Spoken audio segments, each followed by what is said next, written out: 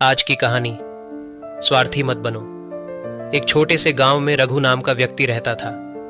रघु मेहनती था और उसके पास बहुत सुंदर बगीचा था जिसमें हर मौसम के फल और फूल लगे रहते थे। उसके बगीचे की देखभाल वह खुद करता था और उसकी यही मेहनत थी कि उसके बगीचे के फल गांव भर में मशहूर थे।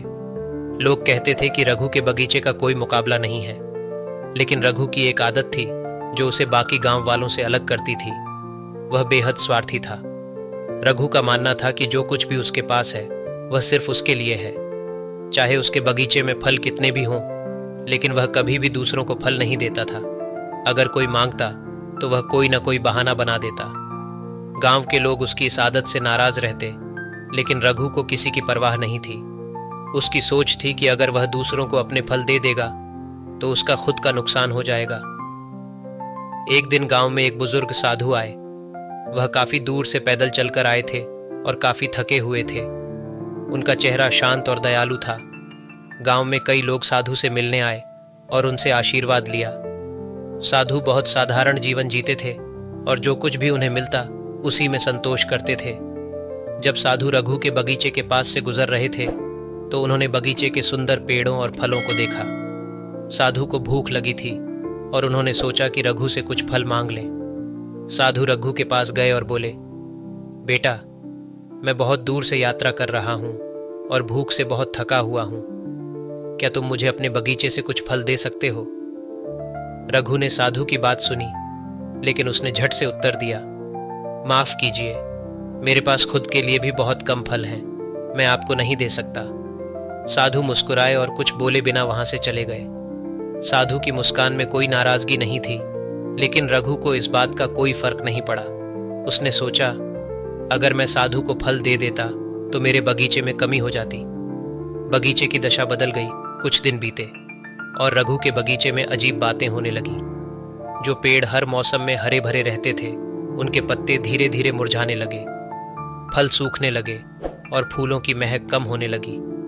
रघु ने इसे सामान्य समझा और सोचा कि शायद मौसम का असर है, लेकिन कुछ ही दिनों में बगीचे की हालत और बिगड़ने लगी। सारे पेड़ सूखने लगे और फल गिरने लगे। रघु बहुत परेशान हो गया। वह बगीचे की इतनी देखभाल करता था, फिर भी ऐसा क्यों हो रहा था? उसने हर तरह की खाद और पानी दिया, लेकिन कुछ भी काम नहीं आया। वह गांव के एक बुजुर्ग के पास गया और उनसे सलाह मांगी। बुजुर्ग ने रघु को ध्यान से सुना और फिर बोले, बेटा, पेड़ भी इंसानों की तरह होते हैं। अगर तुम उन्हें बांटोगे, उनकी उपज का फायदा दूसरों को दोगे तो वे खुश रहेंगे। पर अगर तुम सिर्फ अपने स्वार्थ के लिए सब कुछ अपने पास रखोगे तो प्रकृति तुम्हारे साथ वैसा ही व्यवहार करेगी। तुम्हारे बगीचे के फल दूसरों के काम आ सकते थे, लेकिन तुमने स्वार्थी होकर उन्हें छिपा लिया। अब पेड़ भी अपनी देन को रोक रहे हैं। रघु को बुजुर्ग की बात गहराई से समझ में आई।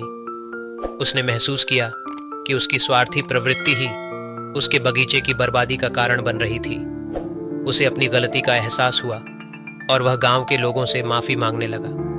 रघु ने फैसला किया कि अब से वह अपने बगीचे के फल सभी के साथ बांटेगा। उसने गांव वालों को बगीचे में बुलाया और सभी को ताजे फल दिए। गांव के लोग भी रघु के इस बदले हुए व्यवहार से खुश हो गए। अब जब भी कोई रघु के पास आता, वह बिना किसी संकोच के फल और फूल देता। धीरे धीरे रघु के बगीचे में भी बदलाव आने लगा। सूखे हुए पेड़ फिर से हरे होने लगे और फलों की संख्या पहले से भी ज्यादा बढ़ गई। रघु को अब समझ आ गया था कि जितना वह बांटता है, उतनी ही प्रकृति उसे लौटाती है। उसने अपने स्वार्थ को छोड़कर सेवा और दान में सच्ची खुशी पाई। अब रघु गांव का सबसे उदार और प्रिय व्यक्ति बन गया था। उसके बगीचे के फल अब सिर्फ उसके नहीं, पूरे गांव के थे। जीवन में स्वार्थ से कुछ हासिल नहीं होता। जब हम दूसरों के साथ बांटते हैं, तब हमें असली खुशी और समृद्धि मिलती है। अगर आपको यह कहानी अच्छी लगी हो तो इसे लाइक करें और अपने मित्रों के साथ जरूर शेयर करें।